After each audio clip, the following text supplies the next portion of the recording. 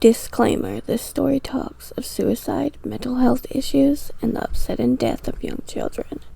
If any of these subjects trigger you, please take care of yourself and check out some of my other stories. Mothers are supposed to be our sense of comfort, the person we lean on for everything. In this case, we will be traveling to Houston, Texas. Andrea Yates was a seemingly great mom with a perfect life. After she murdered her 5 children, a long history of mental health issues unraveled. This is her story.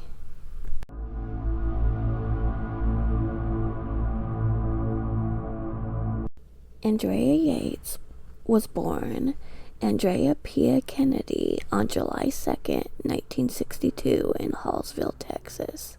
Her mother, Huta Karen Kohler, was an immigrant from Germany. Her father, Andrew Emmett Kennedy, was born to Irish immigrants. They raised Andrea and her 4 older siblings on Catholic beliefs. Throughout her adolescence, she struggled with bulimia and depression. At 17, she confided to a friend that she was having suicidal thoughts. In 1982, she graduated from Milby High School, where she was valedictorian. She was also captain of the swim team and an officer in the National Honor Society. She then completed her pre-nursing program at the University of Houston and graduated from the University of Texas Health Science Center in Houston. 1986, she started to work as a nurse at the University of Texas MD Anderson Cancer Center.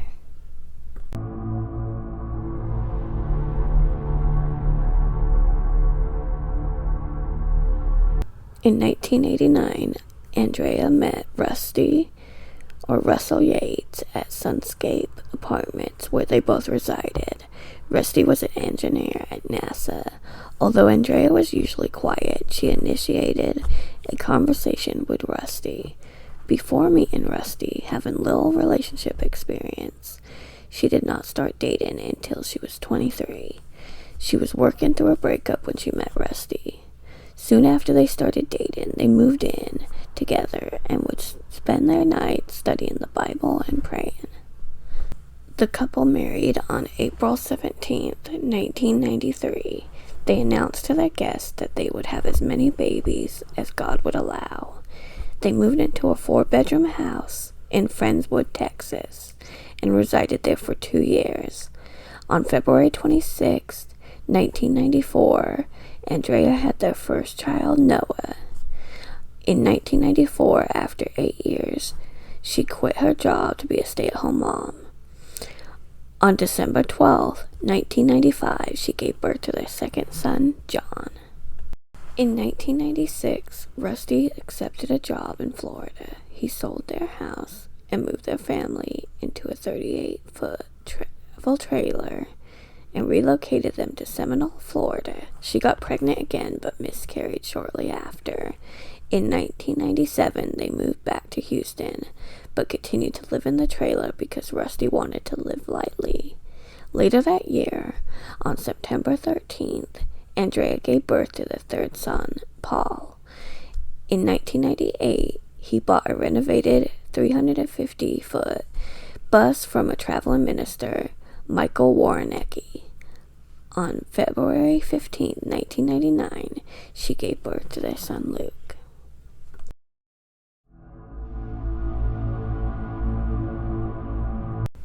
Michael, the pastor, began to influence the couple significantly. He advocated for fewer material items and a greater donation to the church. Currently, they are living in a small trailer with 4 small children.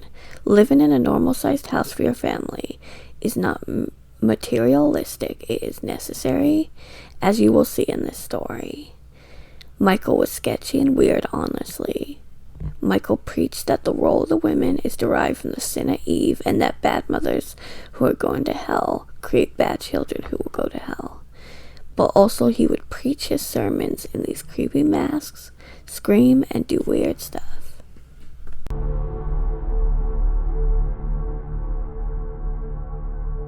Andrea became very intrigued with Michael's ideas. Both her family and Rusty's became concerned about her. Rusty did not follow all of his ideals. Friends started to notice that she became reclusive. She began to homeschool, which fed into her isolation and was a factor in her depression. Michael's wife also wrote her nasty letters that told her she was going to hell because her children, in her opinion, were ill-behaved. On June 16th, 1999, Rusty found Andrea visibly shaken and chewing her fingers. The following day, she attempted to commit suicide by taking a bunch of pills. He then checked her into a hospital where they administered antidepressants after being transferred to the psychiatric unit of the Methodist Hospital. She received a diagnosis of massive depressive disorder. Although doctors noticed her evasiveness when talking about her problems, they prescribed her antidepressants and released her on June 24th. Once Andrea arrived back home, she stopped taking her medicine and began to mutilate herself. She then refused to feed her children because she believed they were overeating food. Then the delusions started.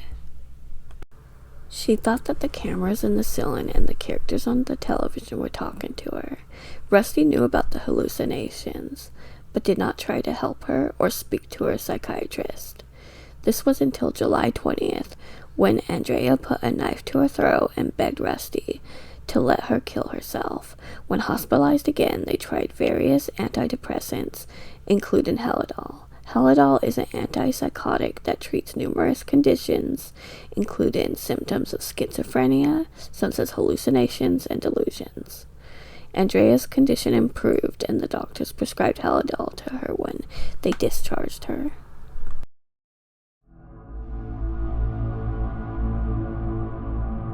At the urging of Andrea's family, Rusty purchased a spacious home instead of bringing her back to the cramped bus.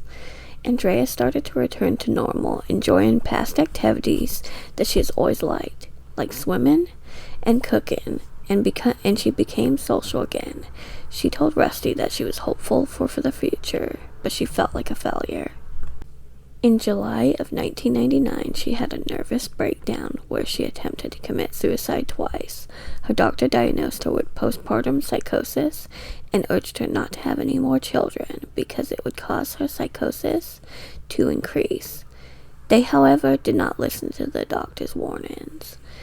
In March of 2000, she quit Helidol, and that's when she found out she was pregnant. On November 30th, Andrea had their last and only daughter, Mary. She was doing better until March 12, 2001, when sadly her father died.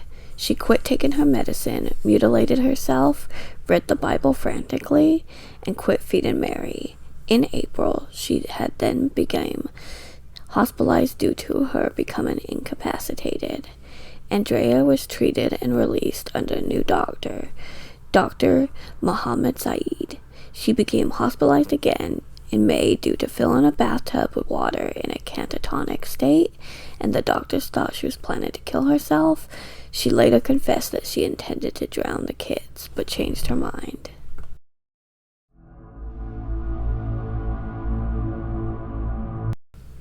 They received strong urging from the doctors that she remain supervised around the clock. On June 20th, 2001, Rusty decided to work. His mother, Dora, was scheduled to supervise Andrea but left her alone for the kids for an hour. This would be enough time to do something that she could never take back. Andrea made a frantic call to dispatchers. She told them that she needed Rusty to come home. Thinking it was a domestic issue, the operator kept asking Andrea if he was near her. They asked if she needed to call the police, and she told them yes. After getting off the phone with 911, she called Rusty, pleading with him to leave work. She told him very vaguely about the kids being hurt. He later told reporters that he knew something was wrong. Patrol officer David Knapp went to see what he thought was just a welfare check. Knapp checked in on Andrea, and she told him that she killed her children. The officer walked past the family room, into the hallway, until he finally reached the master bedroom. On a mattress, he saw a little arm sticking out of the blanket. and bumps in the blanket. After lifting the blanket, he saw the arm that belonged to Luke, who was 2 years old, along with Paul, 3, John, 5, Noah, 7, who had baby Mary, who was 6 months old, in his arms.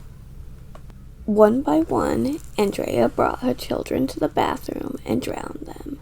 She started with John, Paul, and Luke, and laid them in her bed. Then she drowned the youngest, Mary. Noah asked what was wrong with Mary. Then, after presumably finding out, he ran, but Andrea caught him and drowned him.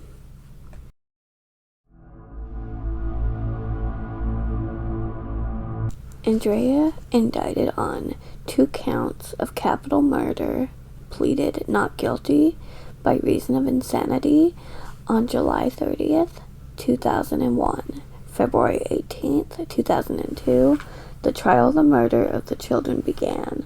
The prosecution attempted to prove that she got the idea from an episode of Law and Order, but the show's producers said at the time no such episode ever aired, a claim they tried to use because it was a show that she frequently watched. Originally found guilty in the deaths of John, Noah, and Mary, but she was not tried in the deaths of Paul and Luke.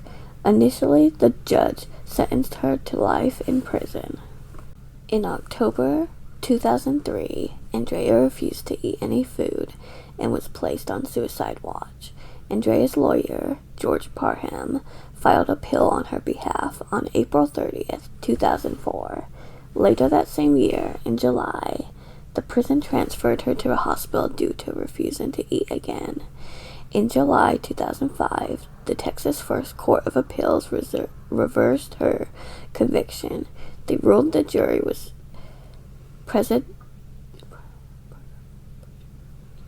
swayed because the expert witness, Park Deeds, who claimed Law and Order gave her the idea to drown her children, was wrong. Therefore, the theory was moot. Rusty filed for divorce, which was finalized in March. Andrea again pleaded not guilty by reason of insanity in 2006. She was released from Harris County Jail and admitted to Kerrville State Hospital for mental health treatment. The jury found her not guilty due to insanity and ordered her to a mental facility. She is currently in the Kerrville State Hospital in Kerrville, Texas. She is eligible to review her mental health yearly to see if she is stable for release, but she declines it every time it comes up. Things that came out during the trial were that she told her psychiatrist, Michael Wellner, that she waited for Rusty to leave because she knew that he would stop her. She locked up the dog because she knew that he would interfere with the plan. Andrea's psychiatrist before the murders, Dr. Saeed, testified that he urged Rusty not to leave her alone. Much to the dismay of family members, he announced at family gatherings that he would leave Andrea alone for hours. He feared that she'd become too dependent on him or his mother for maternal duties. Brother testified that Rusty did not take her illness seriously. Once on a trip for a mental health facility stint, he claimed that Rusty said that all depressed people need is a swift kick in the pants to get them motivated. Rusty's mother, Dora, testified that she expressed concern over Andrea being left alone because she was not stable enough. She remembered times where she gave Mary, the youngest, solid food and the baby almost choked. Rusty tried to claim that if he knew having more kids was going to be dangerous, he would not have decided to. But her first psychiatrist testified that he urged them it was too risky. Andrea later said to a prison doctor that she told Rusty that she did not want to have sex because she did not want to get pregnant. She worried it would worsen her condition and possibly hurt her children. She then said that Rusty asserted his religious beliefs, that she was a good mother and could handle more children. In court before the divorce, he maintained the fact that once treated, they could have children. He blamed doctors for not expressing more concern, even though they gave them warnings. They did try to claim that the antidepressants caused homicidal ideation, but the doctors testified that it was Get-Off Haldol that caused her symptoms to flare up again. Andrea confessed that she had thought about murdering the children for years. She felt like she was a lousy mother, and for them to get into heaven, she had to kill them before they turned 10 years old. In recent statements, it's believed she feels remorse and has never tried to get released. Every year, Andrea is offered a competency hearing, but denies it.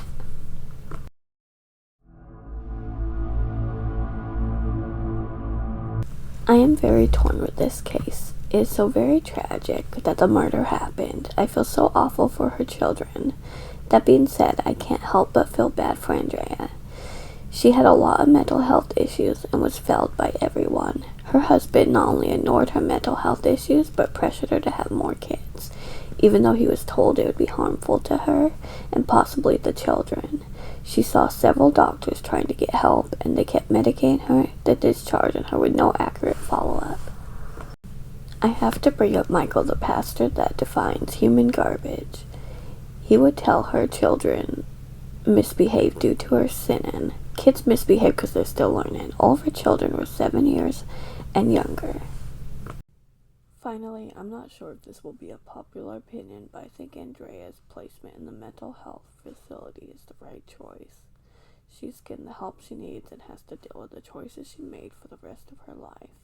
I truly believe this could have been avoided with the right mental health assistance, but I would like to hear your opinions. Do you think Andrea was failed? Should Rusty and Michael have been charged as well? Like, comment, and subscribe. Also, if you have any other cases you'd like me to cover, I have a Google Doc in the description. Thanks for watching.